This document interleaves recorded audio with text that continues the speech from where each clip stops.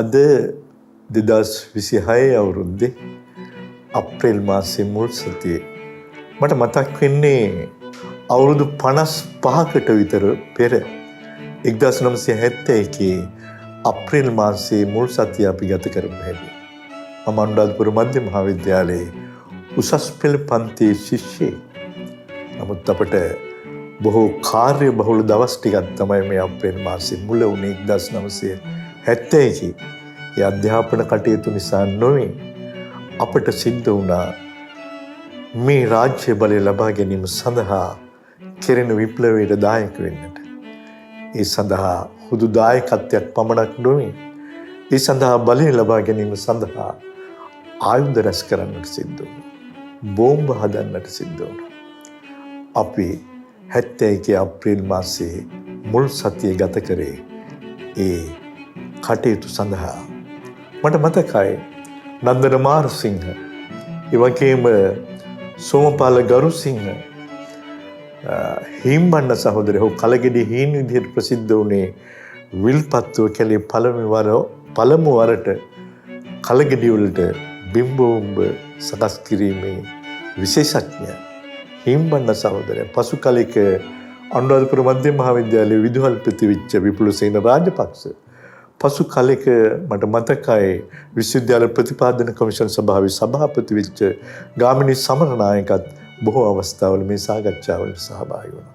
ඉතින් අපි අනුරාධපුරේ පානියන් කඩවල ඒ බිමේ ඉඳගෙන ඒ සන්නද්ධ කටයුතු සඳහා සූදානම් වෙච්ච කාලේ 71 අප්‍රේල් 5 අපි මේ ආයුධ අරගෙන ගමේ තිබුණ බස් එක පැහැරගෙන එන අනුරාධපුර නගරයට අපේ කණ්ඩායමට තිබ්බේ සුණහත හමුදා කඳවුරට පාර දෙන්නට. අපි සියලු දෙනා සන්නද්ධයි. නමුත් අවාසනාවකට ඒ කටයුතු සියලු දේ අසාර්ථක වෙනවා. අපි කඳවුර ආසන්නයට යනවත් එක්කම ලයිට් නැතුව තිබුණ ඒ මුළු ප්‍රදේශයම නැවත වරක් විදුලි ආලෝකයෙන් බබලන්නට පටන් ගන්නවා. අපිට කරන්නට කිසිම දෙයක් නැහැ. අපි පහුබහිනවා. 71 අරගලය අසාර්ථක වෙනවා. බොහෝ දෙනෙක් මේ යනවා.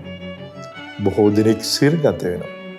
බොහෝ දෙනෙක් කැලෑවදිනවා. අපි මේ කාලය තුල හිරගෙවල් ඇතුලේ මිනිසුන්ගේ ධෛර්ය ශක්තිය වර්ධනය කරන්නට අපි ගීත ගායනා කරනවා. ඒ වගේම අපි මියගිය සහෝදරවරු සිහිපත් කරන්නට ගීත ගායනා කරනවා. කැලෑවැදුණු සහෝදරවරු කැලෑවේදී ගීත ගායනා කරනවා, ගීත නිර්මාණය කරනවා. මට මතකයි ඒ එක ගීතයක් කැලෑවේදී මට මතක විදිහට උදේනි බන්දුල සහෝදරයා ගීතයක් රචනා කරනවා. ඊට තනුව නිර්මාණය කරන්නේ එය කෑගල්ල ප්‍රදේශයෙන් පසුබැස්ස සහෝදරවරු ඊට පෙර ආතුව සාහිත්‍ය උත්සවයකදී රචනා කළ තනු නිර්මාණය. මට තරමක් මතකයි ඒ ගීතය. විමුක්ති රතුදාර කුසුමන් පරසතු මදාර නිවහල් බිම පිපෙන දිනේ මම සැනසෙන්නම්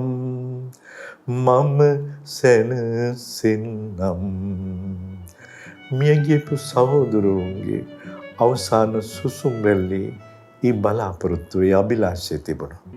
කැලෑවැදීන ඒ සහෝදරවරුන්ගේ ඒ අභිලාෂය තිබ්බා. ඒ ගීතයට නැගුණා. පසු කලෙක විමුක්තිගේ ප්‍රසංගයේ ඒ ගීතයක් බවට පත් වුණා. මේ කතා කරන මොහොත ඓතිහාසික මොහොතක්.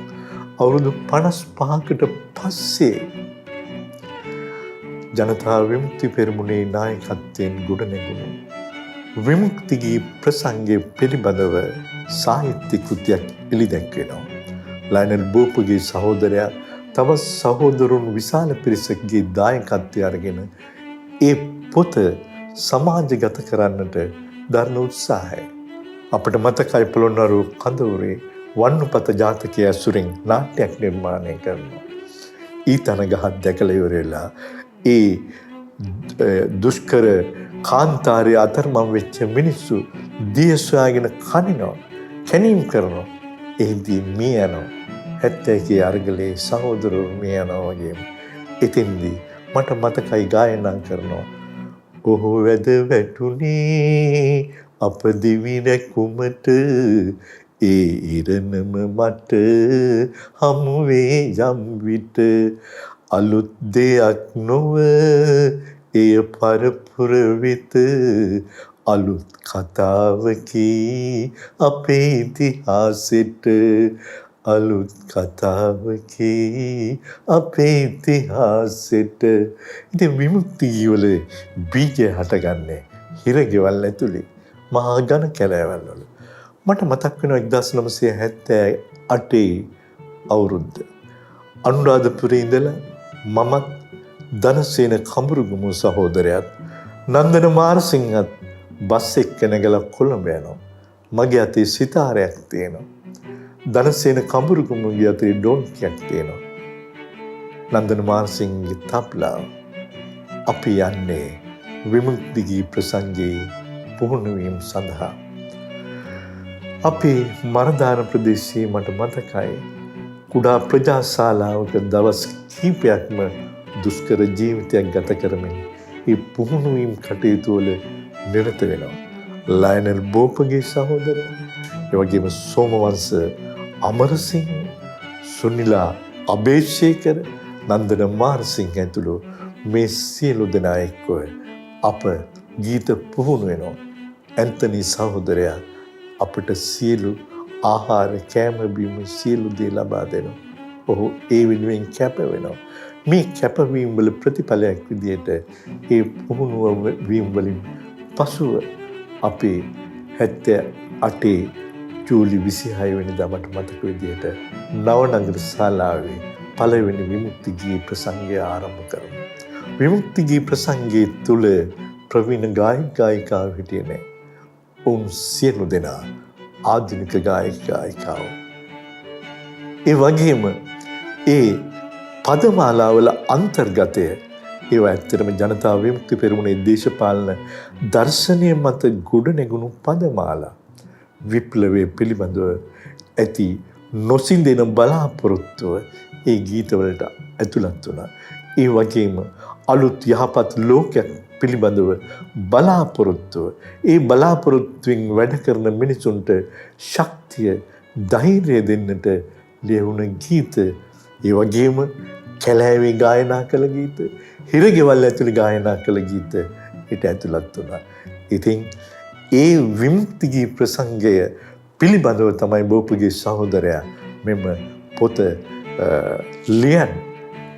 ඉතින් ඊට අමතරව තිබුණා මේ තවත් සුවිශේෂී ලක්ෂණයක්. ඒ තමයි දෙමළ සිංහල ගීත එකම වේදිකාවක ගායනා කරන ආකාරය. ජාතිවාදයට එරෙහිව සමහර ගීත ගායනා කරා. වේලු පිල්ලේ අයියේ මට සමාවයන්. මට හිතෙන්නේ ට්‍රින්කෝ විමල් සහෝදරයා රචනා කරපු ගීතේ සිංහල ජනතාවගේ, සිංහල තරුණයෙකු විසින් වේලු පිල්ලේට සිදු අසාධාරණය පිළිබඳව. ඒ අසාධාරණයට ලක් වූ වේලු පිල්ලීම නැවත වරක් මේ සිංහල මනුෂ්‍යයාට ශරීරයට අවශ්‍ය ලේ ලබා දෙනවා. ඒ ලේවල තිබෙන දෙවල කියලා. මෙවැනි ගීත ගායනා කරපු පළවෙනි අවස්ථාව විදිහටයි මම විමුක්ති ගී ප්‍රසංගය හඳුන්වන්නට කැමතියි.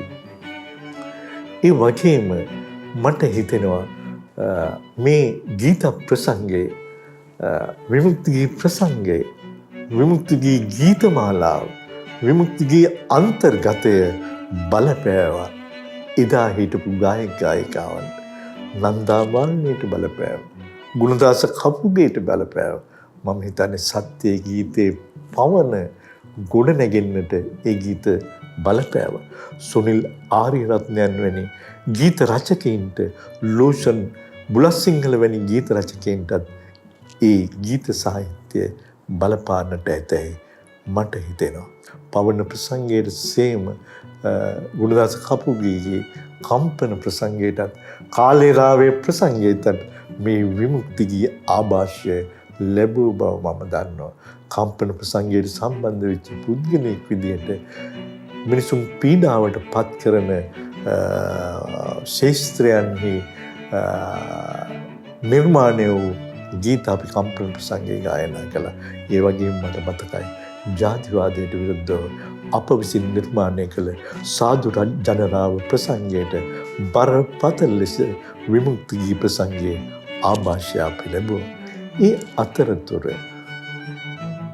එදා 70 අරගලයෙන් පස්සේ අවුරුදු 55කට පස්සේ මට හිතෙනවා තවත් මේ පෝෂණය වී යුතු තිබුණා කියන අදහස. මම අද විශ්වාස කරන දෙයක් තමයි පක්ෂයක අනසක යටතේ කලා නිර්මාණ බිහිවීම තුළ ඒ කලා නිර්මාණවල සීමා සටහන් වෙනවා. පටු බවක් සටහන් වෙනවා. ඒ කලා නිර්මාණ කළ යුතු වෙන්නේ පක්ෂයේ න්‍යාය මතයි. පක්ෂයේ මූලධර්ම මතයි. ඊට නිදහසක් නැහැ.